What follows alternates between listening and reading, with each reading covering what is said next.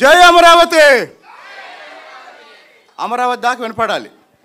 జై అమరావతి, జై అమరావతి.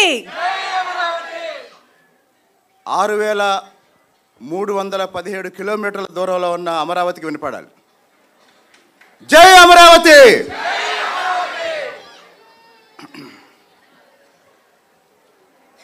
ఎన్టీఆర్ అంటే నాది తెలుగు రాష్ట్రం.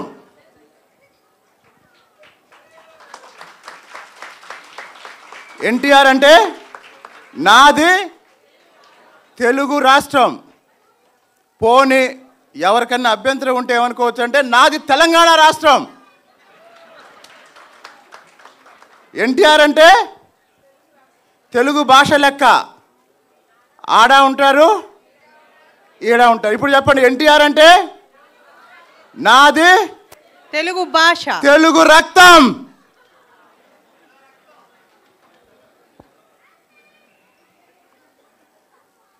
ప్రపంచవ్యాప్తంగా ఉన్న తెలుగు ప్రజలందరికీ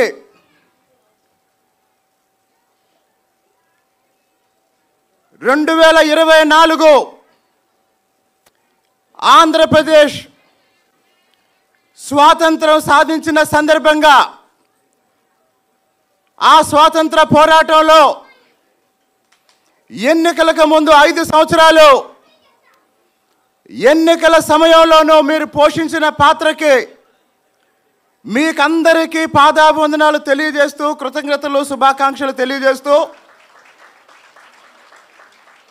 మొత్తం తెలుగు ప్రజల తరపున ఈరోజు సింగపూర్లో జరుపుకుంటున్న ఈ ఎన్టీఆర్ 101వ జయంతి సందర్భంగా తెలుగు ప్రజలందరికీ మరొక్కసారి కృతజ్ఞతలు శుభాకాంక్షలు తెలియజేస్తూ, ఎన్టీఆర్ జయంతి సందర్భంగా మనం ఏ ఎన్టీఆర్ గురించి మాట్లాడుకోవాలి? సినిమా రంగంలో ఎవరెస్ట్ శిఖరం లాంటి ఎన్టీఆర్ గురించా? సినిమా నటుడుగానే ఉంటూ రాజకీయాల్లోకి రాకముందే తెలుగు సమాజం ఎప్పుడు సంక్షోభంలో ఉన్నా జోలెపట్టి జాతి కోసం నిలబడ్డ ఎన్టీఆర్ గురించా? లేకపోతే ఒక రాజకీయ పార్టీ పెట్టి దేశ చరిత్రలోనే అతి తక్కువ సమయంలో ఆనాటి దేశ రాజకీయాల్లో కాంగ్రెస్ పార్టీకి, ఇందిరాగాంధీకి ఎదురులేని రోజుల్లో అలాంటి కాంగ్రెస్ పార్టీని, ఇందిరాగాంధీని రికార్డు సమయంలో ఓడించి ముఖ్యమంత్రి అయి ఒక సామాజిక విప్లవానికి, ఒక రాజకీయ విప్లవానికి, ఒక ఆర్థిక విప్లవానికి తెలుగు సమాజంలో పునాదులు వేసిన ఎన్టీఆర్. ఏ ఎన్టీఆర్ గురించి మాట్లాడుకోవాలి? ఏ ఎన్టీఆర్ గురించి మాట్లాడుకోవాలన్నా ఇప్పుడు కాదు, ఇంకా ఒక 100 సంవత్సరాల తర్వాత కూడా NTR will be always relevant. మనం చాలామంది హీరోలను చూసాం, వాళ్ళు సినిమాలు మానేసిన తర్వాత వాళ్ళని ప్రేక్షకులు మర్చిపోయారు. వాళ్ళు మరణించిన తర్వాత వాళ్ళని సమాజం మర్చిపోయింది. కానీ చనిపోయిన తర్వాత కూడా బతికుండే అతి కొద్ది మంది జాతి రత్నాల్లో తెలుగు జాతి రత్నం, భారతరత్న కన్నా ఎక్కువ తెలుగు జాతి రత్నం ఎన్టీఆర్. ఇప్పుడే మనం చూసాం, ఇక్కడున్న చాలామంది ఎన్టీఆర్ మరణించిన తర్వాత పుట్టిన వాళ్ళు కూడా ఉన్నారు. కానీ ఎన్టీఆర్ పాటలకి మన వాళ్ళు డ్యాన్స్ వేస్తుంటే నిన్నో మొన్నో ఆ పాటలు విన్నట్టుంది, నిన్నో మొన్నో ఆ పాటలు చూసినట్టుంది. కాబట్టి ఒక సినిమా నటుడిగా ఎన్టీఆర్ గురించి మాట్లాడాలి అంటే ఎన్టీఆర్ ఏ పాత్రలో వేసినా ఆ పాత్రలో ఒదిగిపోవడం వల్ల ఒక నటుడిగా ఆయన శాశ్వతంగా తెలుగు సినిమా చరిత్రలో నిలిచిపోతారు. అది ఒక రంగం. కానీ ఈరోజు సింగపూర్లో కూడా ఎన్టీఆర్ 101వ జయంతి నిర్వహించుకోవటానికి కారణం తెలుగు సమాజం మీద, తెలుగు రాజకీయాల మీద, తెలుగువారి ఆర్థిక జీవనం మీద ఎన్టీఆర్ వేసిన ముద్రేంటి? నాకన్నా అనుభవజ్ఞులు, పెద్దలు, పూజ్యులు గోరంట్ల బుచ్చే చౌదరి గారు ఉన్నారు. మనలో చాలామంది వయసు బుచ్చే చౌదరి గారి అనుభవంతో ఉండదు. సర్దార్ పాపారాయుడులో పాపులర్ డైలాగ్ ఏంటండి? పాపారాయుడు కొడుకుని చూసినప్పుడల్లా ఏమంటాడు? నీ వయసున అనుభవం అంతా ఉండదు అంటాడు. సరే, ఎన్టీఆర్ పార్టీ పెట్టారు. పార్టీ పెట్టి ఎవరికి టికెట్లు ఇచ్చారు? ఎవరిని ఎమ్మెల్యేలు చేశారు? ఎవరిని ఎంపీలు చేశారు? ఎవరిని మంత్రులు చేశారు? ఎవరికి రాజకీయ అధికారం, రాజ్యాధికారం ఇచ్చారు? ఈ అంశం మాట్లాడుకుంటే చరిత్రలో ఎన్టీఆర్ అంటే ఏంటో అర్థమవుతుంది. ఎన్టీఆర్ పార్టీ పెట్టి ఎవరికి టికెట్లు ఇచ్చారో తెలుసా? తెలుగు రాజకీయాల్లో అప్పటి వరకు పెత్తందారులకు మాత్రమే రాజకీయ పదవులు లభిస్తున్న రోజుల్లో యూనివర్సిటీలో చదువుకుంటున్న కుర్రాళ్ళు మోత్కుపల్లి నరసింహుల్ని పిలిచి నల్గొండ జిల్లా ఆలేరు నుంచి టికెట్ ఇచ్చాడు. మోత్కుపల్లి నరసింహులు ఎవరు? తెలంగాణలో వెనుకబడ్డ నల్గొండలో ఒక మాదిగ కుటుంబంలో పుట్టిన ఉన్నత విద్యావంతుడు. ఎన్నికల కోసం 5-10 వేల రూపాయలు కూడా ఖర్చు పెట్టలేని ఒక పేద మాదిగ కులంలో పుట్టిన విద్యావంతుడు. ఆ రోజు ఎన్టీఆర్ నరసింహుల ఆస్తి చూడలేదు. అప్పటి తెలుగు సమాజంలో, జనాభాలో, ముఖ్యంగా తెలంగాణ సమాజంలో అధిక సంఖ్యలో ఉండి రాజ్యాధికారానికి దూరంగా ఉన్న ఒక మాదిగ విద్యావంతుణ్ణి ఆలేరు నుంచి శాసనసభకు పంపించాడు. మరి అదే ఉస్మానియా యూనివర్సిటీలో ప్రోగ్రెసివ్ రాజకీయాల్లో ఉండి విద్యార్థి నాయకుడిగా ఎదిగిన ఒక ఇంద్రారెడ్డిని చేవెళ్ళ నుంచి అసెంబ్లీకి పంపించారు. అలాగనే ఆ దశలో అంటే 1983 ఎన్నికల్లో రాష్ట్రంలో ఉమ్మడి ఆంధ్రప్రదేశ్లో 294 నియోజకవర్గాల్లో అప్పటి సమాజంలో రాజకీయ అధికారానికి దూరంగా ఉంటున్న మహిళలకి, మాదిగలకి, మైనార్టీలకి, అన్నిటికీ మించి బీసీలకి రాజ్యాధికారాన్ని ఇచ్చిన భారత రాజ్యాంగాన్ని రాసి అంబేద్కర్ ఈ దేశంలో ప్రజలందరికీ సమాన హక్కులు కల్పిస్తే ఆ సమాన హక్కుల్ని అమలు చేసిన రాజకీయ నాయకుడు ఎవరు అంటే ఎన్టీఆర్. మరి ఎన్టీఆర్కి ముందు ముఖ్యమంత్రి ఎవరయ్యా అంటే ఎన్టీఆర్కి ముందు ముఖ్యమంత్రి ఎవరైనా చూడండి, ఆ రెడ్డి గారు లేకపోతే ఈ రెడ్డి గారు. వాళ్ళిద్దరికి ఎప్పుడైనా గొడవ వస్తే మధ్యలో ఒక సంజీవయ్య గారు, ఒక పివి నరసింహరావు గారు. పోనీ సంజీవయ్య గారిని, పివి నరసింహరావు గారిని 5 ఏళ్ళు పనిచేయనిచ్చారా? చెప్పండి గంగాధర్ గారు, పనిచేయించారా? మరి ఆంధ్రప్రదేశ్ అంటే ముఖ్యమంత్రి పదవి అంటే, మంత్రి పదవులంటే, ఉన్నత రాజకీయ పదవులంటే ఒక కులానికి పరిమితమైన రోజుల్లో బీసీలని, ఎస్సీలని, మైనార్టీలని, మహిళల్ని పెద్ద సంఖ్యలో రాజకీయాల్లోకి తీసుకొచ్చి నిజంగా పొలిటికల్ ఎంపవర్మెంట్ అంటే ఏంటి, రాజకీయ సాధికారత అంటే ఏంటి, ఈరోజు తెలంగాణ రాజకీయాల్లో, ఆంధ్రప్రదేశ్ రాజకీయాల్లో ఉన్న సీనియర్ నాయకుల్లో 90% మందికి రాజకీయంగా మొట్టమొదటి అవకాశం ఇచ్చింది ఎన్టీఆర్. కాబట్టి ఎన్టీఆర్ ఒక రాజకీయ సునామీకి కారణభూతుడయ్యాడు. 1983 ఎన్నికలకు ముందు తిరుపతిలో ఒక బహిరంగ సభ జరిగింది. మరికొద్ది రోజుల్లో ఎన్నికలు జరుగుతున్నాయి అనగా ఒకే రోజు తిరుపతిలో ఒకవైపు ఎన్టీఆర్ సభ, ఇంకొక వైపు ఇందిరాగాంధీ సభ. ఇందిరాగాంధీ ఎయిర్పోర్ట్ గెస్ట్ హౌస్ నుంచి బహిరంగ సభ స్థలానికి వెళ్తుంటే దారి పొడవునా ఎన్టీఆర్ కటౌట్లు కనపడుతుంటే ఇందిరాగాంధీ సభ వెలబెలపోయింది, ఎన్టీఆర్ సభ నేల ఈనిందా అన్నట్టు జరిగింది. ఎన్నికలకు ముందే ఇందిరాగాంధీ చెప్పారంట, మనం ఓడిపోతున్నాము, తెలుగుదేశం గెలుస్తుంది అని చెప్పారంట. అది ఎన్టీఆర్ సృష్టించిన రాజకీయ ప్రపంచం. మరి ఎన్టీఆర్ సృష్టించిన సామాజిక విప్లవం ఏంటంటే ఇప్పుడే చెప్పాను నేను. ఈరోజు తెలంగాణలో బీసీలు ఆత్మగౌరవంతో బతుకుతున్నారంటే, ఈరోజు ఆంధ్రప్రదేశ్లో అయ్యన్న పాత్రుడు గారు లాంటి ఒక బీసీ నాయకుడు శాసనసభాపతి కాగలిగాడంటే, ఈరోజు కేంద్రంలో రామ్మోహన్ నాయుడు లాంటి ఒక బీసీ యువనేత కేంద్ర మంత్రి కాగలిగాడంటే దానికి కారణం ఆ రోజు ఎన్టీఆర్ వేసిన పునాది, ఈరోజు చంద్రబాబు నాయుడు గారు అందిస్తున్న ప్రోత్సాహం. కాబట్టి బీసీలకి రాజ్యాధికారం అనేది ఎన్టీఆర్ ప్రారంభిస్తే చంద్రబాబు నాయుడు గారు కొనసాగిస్తున్న ఒక రాజకీయ విప్లవం.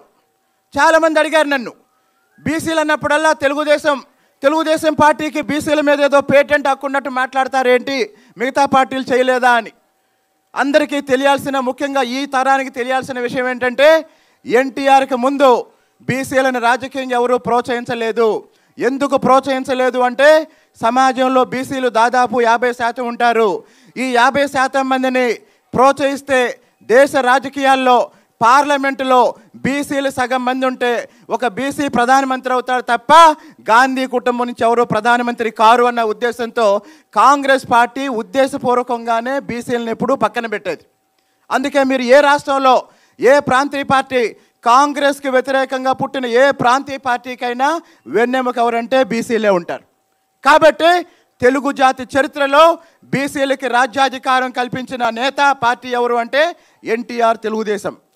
అలాగనే దళితుల్లో మాదిగలు, అలాగనే మైనార్టీలు, అన్ని కులాల్లో మహిళలు. ఇది ఎన్టీఆర్ సృష్టించిన రాజకీయ విప్లవం. ఇకపోతే ఎన్టీఆర్ మన జీవితాల్లో సృష్టించిన ఆర్థిక విప్లవం ఏంటో 2 ముక్కల్లో చెప్తాను. 1 సంవత్సరం క్రితం ఈ విషయాన్ని నేను ఇప్పటికీ 3-4 సందర్భాల్లో చెప్పాను. 1 సంవత్సరం క్రితం విజయవాడ నుంచి ఒక కమ్మ వ్యక్తి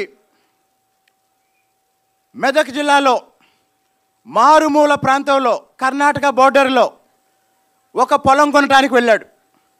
విజయవాడ నుంచి వెళ్ళిన వ్యక్తి, ఒక కమ్మ వ్యక్తి మెదక్ జిల్లాలో కర్ణాటక రాష్ట్రం మారుమూల అంటే తెలంగాణ బోర్డర్లో ఒక భూమి కొనడానికి వెళ్ళాడు.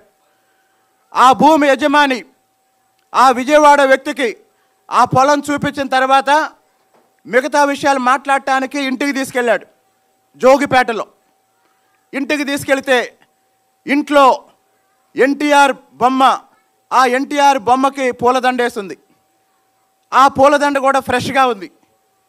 ఈ వెళ్ళిన వ్యక్తి ఆసక్తి ఆపుకోలేక అడిగాడు, ఇదేంటండి మీ ఇంట్లో ఎన్టీఆర్ బొమ్మ ఉంది, ఆ ఎన్టీఆర్ బొమ్మకి దండ వేశారు, ఆ దండ ఎప్పుడు వేశారు అన్నాడు. అప్పుడు ఆ చెప్పిన వ్యక్తి ఏం చెప్పాడంటే, ఈరోజు తెలంగాణలో మా బీసీలం ఆత్మగౌరవంతో బతుకుతున్నామంటే దానికి కారణం ఎన్టీఆర్. ఎన్టీఆర్కి ముందు పటేల్ పట్వారీ వ్యవస్థలో బానిసలుగా బతికిన తెలంగాణ ప్రజలకి ఈ దేశానికి స్వాతంత్రం 1947లో వస్తే, తెలంగాణ ప్రజలకి స్వాతంత్రం 1948లో వస్తే, తెలంగాణలో పేదలకి, బీసీలకి, ఎస్సీలకి, ఎస్టీలకి ఎన్టీఆర్ ముఖ్యమంత్రి అయిన తర్వాత 1983లో వచ్చింది అని చెప్పిన ఆ వ్యక్తి ఏం చెప్పాడంటే, ఈరోజు తెలంగాణలో బీసీలు రాజకీయంగా, సామాజికంగా ఎదగటానికి కారణం ఎన్టీఆర్ అయితే, తెలంగాణలో ఏ ఊరికెళ్ళినా ఆ ఊరిలో భూముల ధర పెరగటానికి చంద్రబాబు నాయుడు గారు కారణం. ఆ భూముల విలువ పెరగటానికి చంద్రబాబు నాయుడు గారు కారణం. కాబట్టి మేము ఎన్టీఆర్ని ప్రతిరోజు పూజిస్తాము.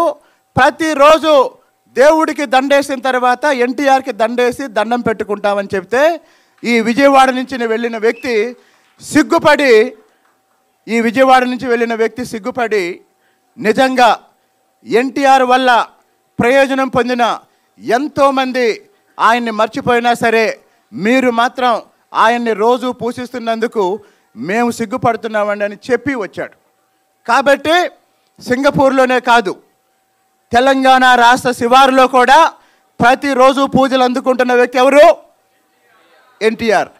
కాబట్టి మన జీవితంలో అంటే మన సమాజంలో సామాజికంగా, ఆర్థికంగా, రాజకీయంగా గత 40 సంవత్సరాలుగా ప్రతి అడుగును ప్రతి విషయంలో ఎన్టీఆర్ ప్రభావం ఉంది. కాబట్టి ఈరోజు 101వ జయంతి సందర్భంగా ఎన్టీఆర్ గురించి మాట్లాడాలి అన్నప్పుడు ఎన్టీఆర్ రాజకీయ రంగంలో, ఎన్టీఆర్ పరిపాలనా రంగంలో సృష్టించిన అనేక రికార్డుల గురించి మాట్లాడుకోవచ్చు. ఇంకా పెద్దలు ఉన్నందువల్ల నేను 2 విషయాలు చెప్తాను. ఎన్టీఆర్ పరిపాలనా రంగంలో తీసుకొచ్చిన విప్లవం ఏంటి అంటే మండల వ్యవస్థ గురించి అందరూ చెప్తారు, అలాగనే మహిళా రిజర్వేషన్ల గురించి అందరూ చెప్తారు. వీటికన్నా ముఖ్యంగా ఒక విషయం ఈ దేశానికి తెలుసు, కానీ తెలుగు వాళ్ళకి తెలియదు. 1947లో స్వాతంత్రం వచ్చిన తర్వాత 1949లో రాజ్యాంగం అమలు ప్రారంభమైన తర్వాత 1952లో మొదటి లోక్సభలో కాంగ్రెస్ గెలిచింది, 57 రెండవ లోక్సభలో కాంగ్రెస్ గెలిచింది, 3వ లోక్సభ కాంగ్రెస్ గెలిచింది, 62, 67 కాంగ్రెస్ గెలిచింది, 71 కాంగ్రెస్ గెలిచింది, 77 కాంగ్రెస్ గెలిచింది, మళ్ళీ 1980 కాంగ్రెస్ గెలిచింది. అంటే దేశానికి స్వాతంత్రం వచ్చిన తర్వాత ఒకే పార్టీ వరుసగా గెలిచి దేశాన్ని పరిపాలిస్తూ రాజ్యాంగ మౌలిక సూత్రాల్ని అమలు చేయకుండా రాజ్యాంగాన్ని ధిక్కరించి పరిపాలిస్తున్నప్పుడు కేంద్ర ప్రభుత్వం ప్రతి రాష్ట్రంలో పెత్తనం చేస్తున్నప్పుడు రాష్ట్రాల అధికారాల గురించి పశ్చిమ బెంగాల్ రాష్ట్రం అడిగింది, పంజాబ్ రాష్ట్రం అడిగింది, తమిళనాడు అడిగింది. దాదాపు ప్రతి ముఖ్యమంత్రిని ఆ రోజు కాంగ్రెస్ పార్టీ అవమానిస్తే ప్రతి రాష్ట్రం అంతర్గత విషయాల్లో కాంగ్రెస్ పార్టీ కేంద్ర ప్రభుత్వం జోక్యం చేసుకొని రాష్ట్రాల ముఖ్యమంత్రిని డమ్మీలు చేసి పరిపాలిస్తుంటే రాష్ట్రాల హక్కుల గురించి అప్పటి వరకు ఎవరు మాట్లాడినా సరే కేంద్రం లెక్క చేయలేదు.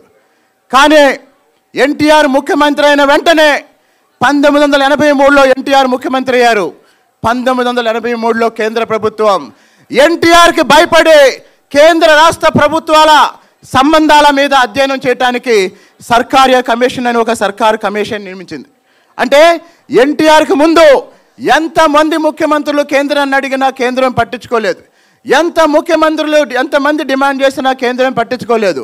కానీ ఇందిరాగాంధీ భయపడ్డ ఒకే ఒక్క నాయకుడు, ఇందిరాగాంధీని భయపెట్టిన ఒకే ఒక్క నాయకుడు ఎన్టీఆర్, కేంద్ర ప్రభుత్వాన్ని భయపెట్టిన ఒకే ఒక్క నాయకుడు ఎన్టీఆర్. ఈ దేశ చరిత్రలో కేంద్ర రాష్ట్ర ప్రభుత్వాల సంబంధాల మీద అధ్యయనం చేయడానికి కేంద్ర ప్రభుత్వం ఒక కమిషన్ చేయడానికి తిరస్కరిస్తే ఎన్టీఆర్ విజయవాడలో ఒక్క బహిరంగ సభ పెట్టి దేశంలో ఉన్న కాంగ్రెసేతర నాయకులందరినీ విజయవాడ పిలిపించి కాంగ్రెస్ పార్టీకి ప్రత్యామ్నాయంగా రాజకీయ శక్తిని చూపించి కాంగ్రెస్ పార్టీని, ఇందిరాగాంధీని భయపెట్టి ఆ రోజు దేశ రాజకీయాల్లో ఒక మలుపుకి ఎన్టీఆర్ కారణమయ్యారు.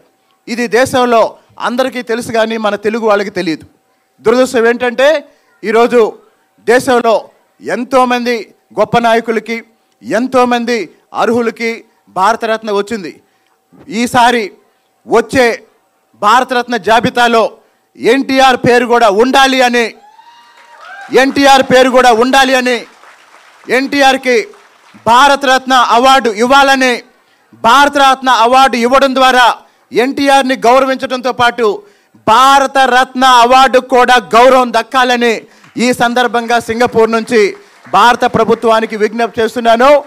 తెలుగు జాతి చరిత్ర ఉన్నంత కాలం ఎన్టీఆర్ ఉంటారు. తెలుగు జాతి ఎన్టీఆర్ని ఎప్పుడు మర్చిపోదు. జోహార్ ఎన్టీఆర్, జోహార్ ఎన్టీఆర్, జై అమరావతి.